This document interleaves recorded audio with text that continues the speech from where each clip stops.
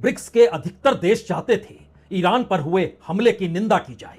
भारत क्या करेगा? 1 मार्च से 28 फरवरी को हमला हुआ, उसके बाद से भारत के शेयर बाजार से विदेशी निवेशकों ने 2 लाख करोड़ से ज्यादा पैसा निकाल लिया। या भारत जब ब्रिक्स की बैठक से यह मैसेज दे सकता है कि वह अमेरिका के साथ खड़ा है, तो उसके बाद क्या वो वाकई कोई बड़ा कदम उठा सकता है? या फिर भारत की अंदरूनी इकोनॉमी इतनी जर्जर हो चुकी है कि अगर उसने कोई कदम सामान्य परिस्थिति लाने के लिए नहीं बनाया तो देश के भीतर की स्थिति ही मोदी सरकार को संकट में डाल देगी। दिल्ली में ब्रिक्स की बैठक बिना किसी बयान जारी किए खत्म हो गई। कुछ देश चाहते थे कि जो तेल को लेकर आवाजाही होती है उसमें डॉलर के बदले और ब्रिक्स देश अपने आपस के व्यापार को कम से कम लोकल करेंसी में करें, इस पर भी मुहर लग जाए। दोनों पर मुहर नहीं लगी, यानी भारत अगुवाई कर रहा है और मैसेज पूरी दुनिया में गया, भारत इस वक्त ईरान के साथ नहीं इजराइल के साथ खड़ा है। वह ब्रिक्स देशों में अगुवाई करने वाले देशों की कतार में जरूर है, लेकिन जो चीन सोचता है और जो रूस सोचता है उससे हटकर अभी भी भारत अमेरिका के साथ खड़ा है। तो क्या अब ऐसे में भारत भी कोई बड़ा निर्णय लेने की दिशा में बढ़ सकता है?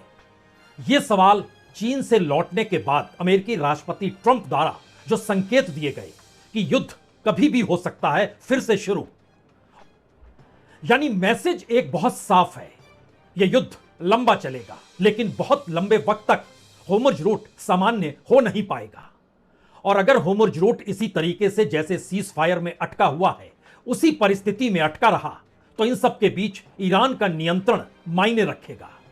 यानी समुद्री रास्ते से आवाजाही जिस जगह पर ईरान के नियंत्रण में है वहां पर कोई अपनी व्यवस्था अगर ईरान खड़ा कर रहा है तो ईरान यह चाहता है कि दुनिया के वो तमाम देश जो अमेरिका के साथ खड़े नहीं हैं या उसके दुश्मन देश के साथ खड़े नहीं हैं उनके साथ बायलैटरल रिलेशन बन जाए। और इस कतार में चीन सबसे आगे है, कोरिया भी इस लाइन में खड़ा हुआ है, जापान उसके बाद है। यूरोपियन कंट्रीज, चाहे वो फ्रांस हो, चाहे वो इटली हो, चाहे वो ब्रिटेन हो, आने वाले वक्त में बायलैटरल रिलेशन कमोवेश हर किसी को बनाने होंगे और उस दिशा में हर किसी ने पहल शुरू कर दी है। ऐसे में यह सवाल कहीं ज्यादा बड़ा है, भारत क्या करेगा? और इस संकट की वजह सिर्फ यह नहीं है कि हमारे पास फॉरेक्स रिजर्व रहना चाहिए, बढ़ना चाहिए। सवाल यह भी नहीं है कि हमारी पूरी इकोनॉमी दरअसल इंपोर्ट पर आकर टिक चुकी है। संकट सबके सामने अगर इस रूप में आ जाए कि दरअसल आने वाले कई महीनों में, यानी 6 महीने मिनिमम और मैक्सिमम 1 साल भी हो सकता है, अगर यह संकट बरकरार रहा तो फिर कंपनियों का नेटवर्क डूबने लगेगा, लोगों के सामने संकट बढ़ने लगेगा, दुनिया भर से आ रहा सामान इस दौर में कम हो जाएगा, महंगाई बढ़ती चली जाएगी। अगर भारत कोई बड़े निर्णय की दिशा में बढ़ रहा है, यानी ईरान के साथ उसी बायलैटरल रिलेशन की दिशा में वो कदम बढ़ाएगा, तो क्या इजराइल और अमेरिका का साथ छूटेगा? या फिर भारत ब्रिक्स की बैठक के जरिए तो यह मैसेज दे चुका है कि हम आपके साथ खड़े हैं, लेकिन देश की अंदरूनी इकोनॉमिक हालात को अगर अमेरिका नहीं सुधार पाता है या वह कोई रियायत या समाधान नहीं दे पाता है तो फिर भारत क्या करेगा? इस देश की वित्त मंत्री या कॉमर्स मिनिस्ट्री का जिक्र करने की जरूरत यहां पर होनी नहीं चाहिए, क्योंकि खुद प्रधानमंत्री दुनिया के उन देशों के राष्ट्राध्यक्षों के साथ लगातार टच में हैं जिनसे उनके अपने संबंध बने हुए हैं। और दिल्ली में यूं ही निर्णय नहीं लिया गया कि कोई संयुक्त बयान युद्ध को लेकर ब्रिक्स के देश उनके विदेश मंत्रियों की बैठक में जारी नहीं होगा। और लोकल करेंसी पर व्यापार हो ब्रिक्स के आपसी देशों में, इस पर भी भारत ने मुहर नहीं लगाई। लेकिन अब सवाल बड़े निर्णय का क्यों है? 1 मार्च से 28 फरवरी को हमला हुआ, उसके बाद से भारत के शेयर बाजार से विदेशी निवेशकों ने 2 लाख करोड़ से ज्यादा पैसा निकाल लिया, यानी शेयर्स निकाल लिए जिसकी कीमत 2 लाख करोड़ से कुछ ज्यादा की है। पिछले हफ्ते, सिर्फ पिछले हफ्ते इस देश की जो टॉप 10 कंपनियां हैं उनके नेटवर्थ में 3 लाख करोड़ से ज्यादा की कमी आ गई। उसमें रिलायंस सबसे ज्यादा उसका नेटवर्थ कम हुआ, तकरीबन 1 से 1.25 लाख करोड़ के बीच का। और बड़ा सवाल यह है कि जब जब मोदी सरकार संकट में आई या जब जब मोदी सरकार राहत में रही, उसके नेक्सस कॉर्पोरेट के साथ ही खड़े थे। लेकिन अगर एक लंबे वक्त तक मैसेज अब कॉर्पोरेट के भीतर भी यह जा रहा है कि आपकी इकोनॉमी डामाडोल है और उसका असर इस देश के अंदरूनी तौर पर जो पड़ रहा है, उसमें नीति आयोग की रिपोर्ट हो या इस देश के फाइनेंशियल इंस्टीट्यूशंस की जो रिपोर्ट हो, यह खुले तौर पर बतलाने लगी है कि दरअसल सोशल वेलफेयर आपका डगमगाया है, रूरल डेवलपमेंट डगमगा जाएगा। एम्प्लॉयमेंट जनरेशन आप कर पाने की स्थिति में अब पूरी तरीके से नेगेटिव में आ चुके हैं। यानी इस देश के भीतर जो अभी तक सवाल सिर्फ जॉबलेस ग्रोथ का था, जिसको हम लोग कह सकते हैं अंडर एम्प्लॉयमेंट, उसकी नई परिस्थिति है कि जो नौकरियां कर भी रहे थे वो कॉन्ट्रैक्ट पर अब काम कर रहे हैं। टेम्पोररी नौकरियों की तादाद बढ़ रही है, सरकारी नौकरियों के भीतर भी। लो पेइंग जॉब आप कह सकते हैं जिसमें क्वालिफिकेशन ज्यादा होगी लेकिन नौकरियां नहीं मिलेगी।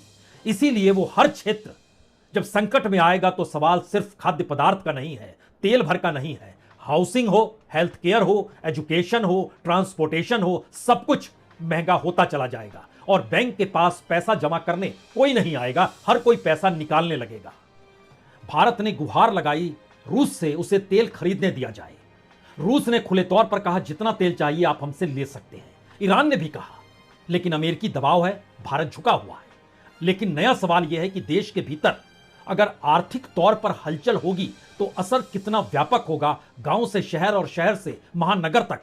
दरअसल यह शोर शराबे के बीच अभी भी कुछ नजर इसलिए नहीं आ रहा है क्योंकि पूरी दुनिया के सामने संकट है।